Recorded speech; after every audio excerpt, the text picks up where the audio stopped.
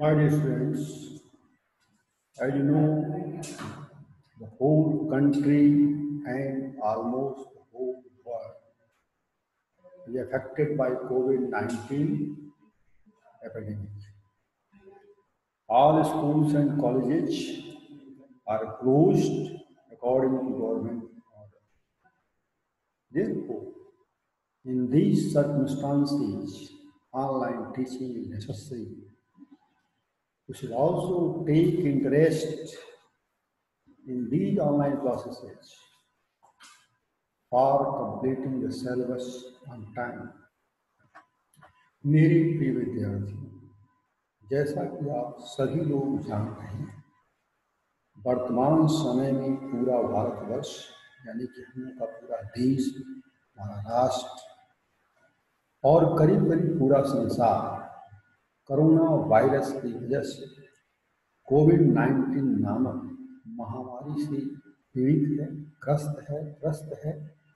अतएव ऐसी स्थिति में सोशल डिस्टेंस कायम करने के लिए गवर्नमेंट ने अनिश्चित काल के लिए स्कूलों को बंद कर दिया है और ऐसी परिस्थिति में, ऐसी विषम परिस्थिति में स्कूल वालों को काफ़ी पैसा खर्चा करके ऑनलाइन टीचिंग कराई जा रही है। और इस ऑनलाइन टीचिंग के तहत जो ऑनलाइन क्लासेस चल रहे हैं, उनको चाहिए कि आप लोग भी उन क्लासेस को गंभीरता से लें और जब आप गंभीरता से लेंगे तो आपका सिलेबस टाइम से समाप्त हो जाएगा, जिससे आपको कोई दिक्कत नहीं होगी।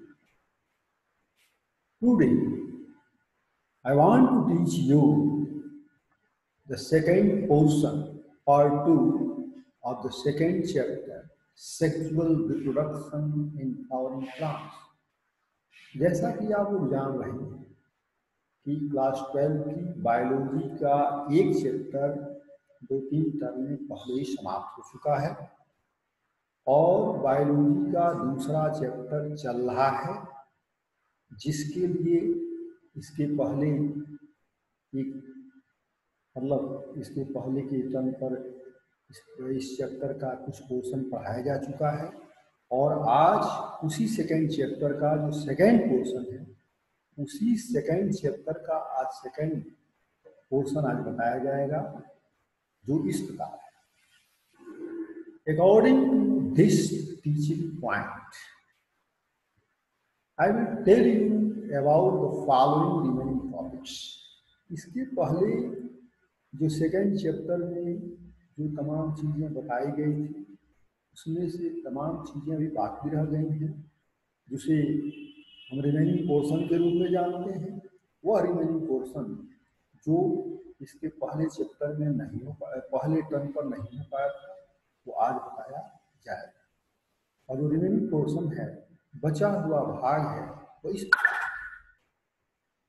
First types of pollination, second process of sexual reproduction, third definition of apomixis and fourth definition of पॉलीइम्ब्रियोनी।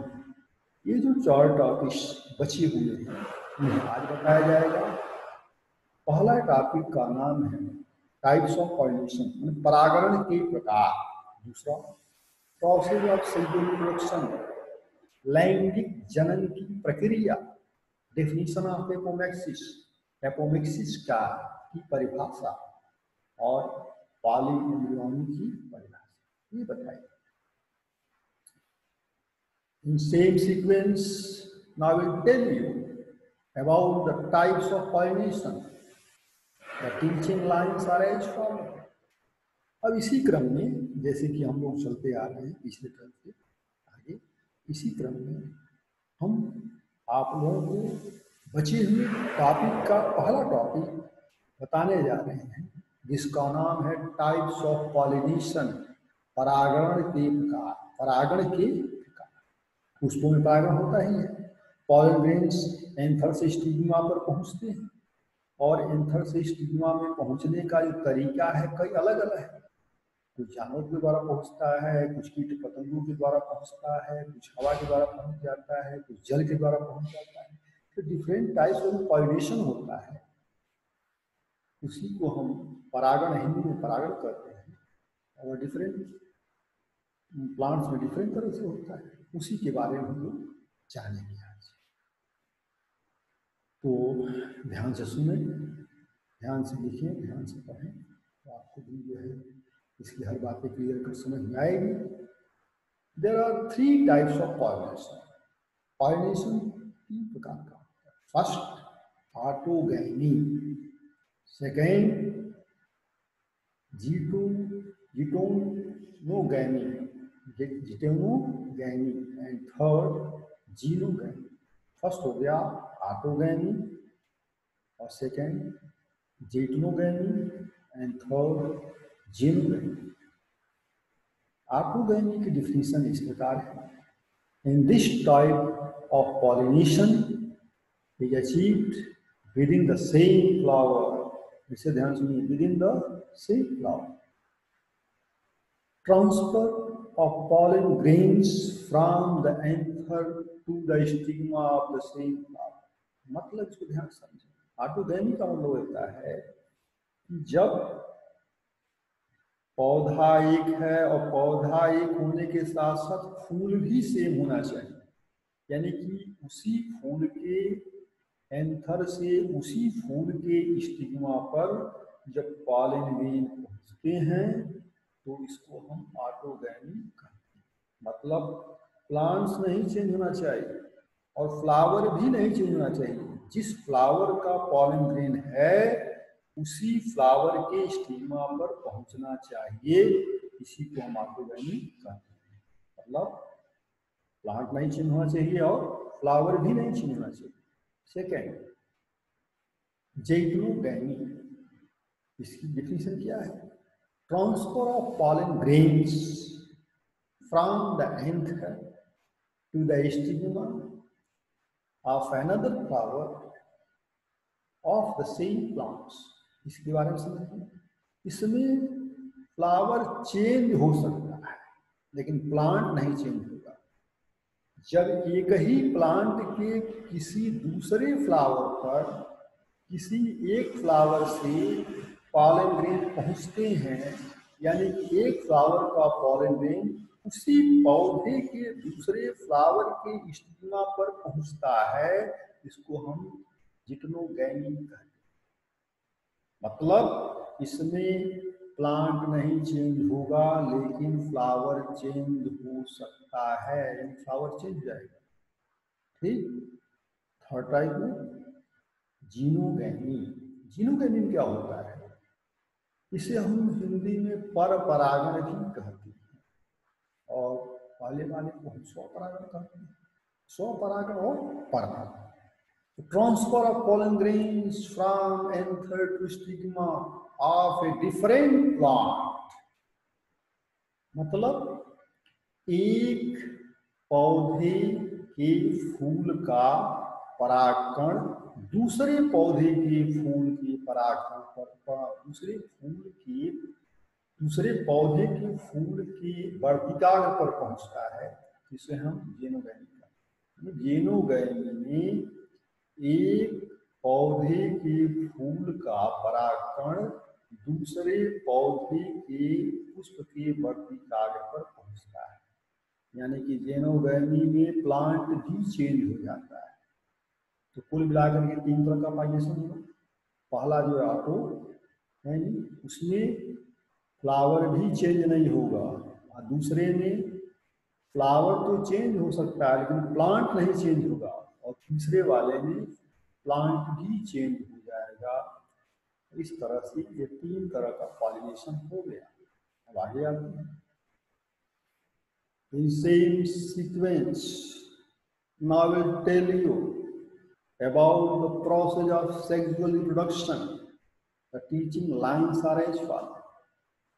तो प्लांट्स में, यानी कि फ्लावरिंग प्लांट्स में, जिसको हम बॉटनी की भाषा में एंजियोस्पर्म्स बोलते हैं, इसमें सेक्सुअल रिप्रोडक्शन कैसे होता है, उसका प्रोसेस क्या है, उसकी प्रक्रिया क्या है, उसके बारे में हम जानकारी प्राप्त करेंगे। फिर से सुनिए, हम लोग इस प्रकरण में, इस टॉपिक में जो फ्लावरिंग प्लांट्स हैं, या इसको हम बॉटनी की भाषा में एंजियोस्पर्म्स कहते हैं, उसके फ्लावर्स में कैसे सेक्सुअल रिप्रोडक्शन होता है, उसकी प्रक्रिया क्या है, उसको हम चरणबद्ध ढंग से बताएंगे, स्टेप बाय स्टेप। वो क्या है सुनिए। The following events are involved in the process of sexual reproduction in flowering plants. The following events are involved in the process of sexual reproduction in flowering plants. पुष्पीय पौधों में जो लैंगिक जनन की क्रिया होती है, उसमें जो घटित होने वाली घटनाएं हैं वह निम्न प्रकार है। फिर से सुनिए, पुष्पीय पौधे में जो लैंगिक जनन की क्रिया होती है, उसमें जो जो घटनाएं होती हैं, उनका क्रमबद्ध ढंग से वर्णन निम्न प्रकार है। The landing of pollen grains on the stigma. This is the first stage. Second, the germination of pollen grains on stigma. This is the second stage. And third, and the resulting pollen tube grow through the style. This is the third stage. Enter the ovules and finally discharges two male gametes. And of the syzygiid angiosperms exhibited double fertilizations because two fusion events occur in each individual cell, namely cysteine and triple fusion. The product of these fusions are the diploid zygote and the triploid primary endosperms nucleus. Zygote develops into the embryo and the primary endosperm cell forms the endosperms tissue. Formation of endosperm always precedes development of the embryo. पूरी बात समझिए। सबसे पहले होता क्या है कि anther से पॉलन ग्रेन स्टिग्मा पर पहुंचते हैं, यह पहला स्टेप है। उसके बाद स्टिग्मा पर पॉलन ग्रेन जर्मिनेट करते हैं और जर्मिनेट करने के बाद स्टिग्मा में होल हो जाता है और होल होने से एक पॉलन ट्यूब का फॉर्मेशन होता है और वह पॉलन ट्यूब बढ़ते बढ़ते बढ़ते बढ़ते वह ओवरी के पास तक पहुंच जाती है और जब ओवरी के पास पहुंच जाती है तो पॉलन ग्रेन से मेल गैमेट्स ओवरी में जो फीमेल गैमेट्स होते हैं एक दूसरे से फ्यूज कर जाते हैं, जिससे जाइगोट का जो है फॉर्मेशन हो जाता है। और जाइगोट मीन्स होता है डिप्लॉयड सेल, और उसी डिप्लॉयड सेल से आगे की प्रक्रिया होती है, ओव्यूल्स बनते हैं, सीड बनते हैं और फल बनता है और सारी जो पंखुड़ियाँ होती हैं वह सूख करके नीचे गिर जाती है। जैसे ही फर्टिलाइजेशन संपन्न हो जाता है, फूल की जो रंग बिरंगी पंखुड़ियाँ होती हैं सूख करके गिर जाती है। फिर से सुनिए, सबसे पहले एंथर पर से पॉलन ग्रेन स्टिग्मा पर पहुँचते हैं और स्टिग्मा पर वह जर्मिनेट करते हैं। जर्मिनेट करने से स्टिग्मा में होल हो जाता है और होल होने से एक पॉलन ट्यूब बनती है और वह पॉलन ट्यूब धीरे धीरे बढ़ते हुए ओवरी तक पहुंचती है और जैसे ही ओवरी तक पहुंच जाएगी तो वहाँ पर पॉलन ग्रेन से पैदा होने वाले मेल गैमीट्स ओवरी के अंदर पहले से उपस्थित फीमेल गैमीट्स आपस में पूछ जाते हैं और फ्यूज होने मतलब एक दूसरे से मिल जाते हैं और मिलने से एक डिप्लॉयड सेल का निर्माण होता है जिसे जाइगोट कहते हैं। और यही अगले पुष्प की, अगले बीज की जो है नई सेल होती है, जिससे अगले बीज या अगले फल का निर्माण होता है। और जैसे ही फर्टिलाइजेशन संपन्न हो जाता है फूल की पंखुड़ियाँ और बाकी रंग बिरंगे उसके सेपल्स ये सब सूख करके नीचे गिर जाते हैं और धीरे धीरे फल बढ़ने लगता है, बीज परिपक्व होने लगता है। In same sequence, now I will tell you about the definition of apomixis. The teaching lines are as follows. इसी क्रम में अब हम आप लोगों को एपोमिक्सिस की डिफिनीशन बताएंगे जो निम्न प्रकार है, उसे ध्यान से समझें, पढ़ें, लिखें। A phenomenon called apomixis is found in cell angiosperms, particularly in grasses. It results in the formation of seeds without fertilization. Apomixis have several advantages in horticulture and agriculture. Apomixis का मतलब आप लोग समझ लें हिंदी में साफ शब्दों में कि जब बिना फर्टिलाइजेशन के ही बीज का निर्माण हो जाए इसे एपोमिक्सिस कहते हैं। यानी कि जब बिना फर्टिलाइजर के ही बीज का निर्माण हो जाए तो इसको हम एपोमिक्सिस कहते हैं। और यह प्रायः एंजियोस्पर्म के घास वाले पौधों में ज्यादा होता है, जो घास फूस वाले पौधे। तो एपोमिक्सिस का मतलब होता है बिना फर्टिलाइजेशन के बीज का निर्माण, और ऐसा प्रायः घास वाले पौधों में। In same sequence, now I will tell you about the definition of polyembryony. The teaching lines are as follows. इसी क्रम में अब हम आप लोगों को पॉलीएम्ब्रियोनी यानी बहुभ्रूणीकरण के बारे में उसकी डिफिनीशन है इसकी। Some angiosperms provides more than one embryo in the seed. This pollination is called polyembryony. जैसे कभी कभी एक औरत के दो जुड़वा बच्चे होते हैं, कभी कभी 3 भी हो जाते हैं, यहाँ तक कि जो है 6 का भी रिकॉर्ड देखा गया है।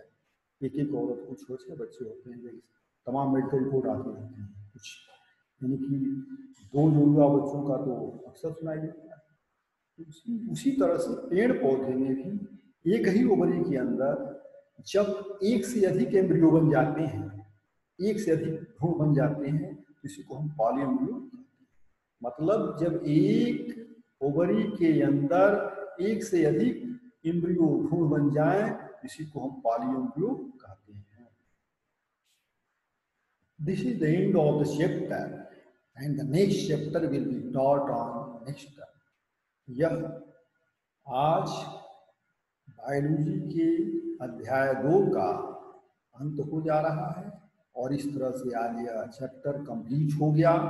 और आप लोगों को चाहिए इसमें जो रेड कलर की जो टीचिंग मटेरियल है उसे आप अपने नोट करें, और जहाँ तक फिगर की बात है वह चैप्टर के अंत में 2 पेज खाली छोड़ दें, और जब स्कूल खुलेगा तो जो इम्पोर्टेंट फिगर्स होंगी उन 2 पेज में बनवाया जाएगा, कलर डायग्राम बनाया जाएगा और उस डायग्राम के बारे में डिस्कस किया जाएगा। यानी कि चैप्टर के लास्ट में आप लोग 2 पेज खाली छोड़ देंगे ताकि वहाँ पर कलर डायग्राम बनाया जाए। My dear students, you should write the written matters in red color in your homework notebook for improvement of spellings with the help of a smartphone or laptop.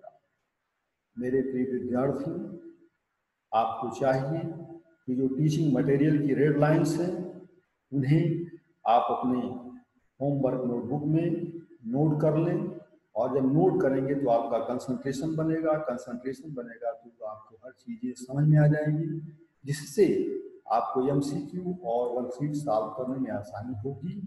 और ऐसा करने के बाद और इसके लिए आपको अपने स्मार्टफोन या लैपटॉप का प्रयोग करना पड़ेगा। फिर आते हैं, after that you should also try to solve the MCQ and worksheet provided by your school app. Your solution should be online with the help of your school app. जब आप रेड कलर की lines note कर लें आपका जो है mind concentrate कर जाए, तो आपको चाहिए कि आप जो स्कूल ऐप के द्वारा एमसीक्यू प्रोवाइड किया जा रहा है उसे ध्यान से सॉल्व करें और ऑनलाइन चेक हो जाएगा।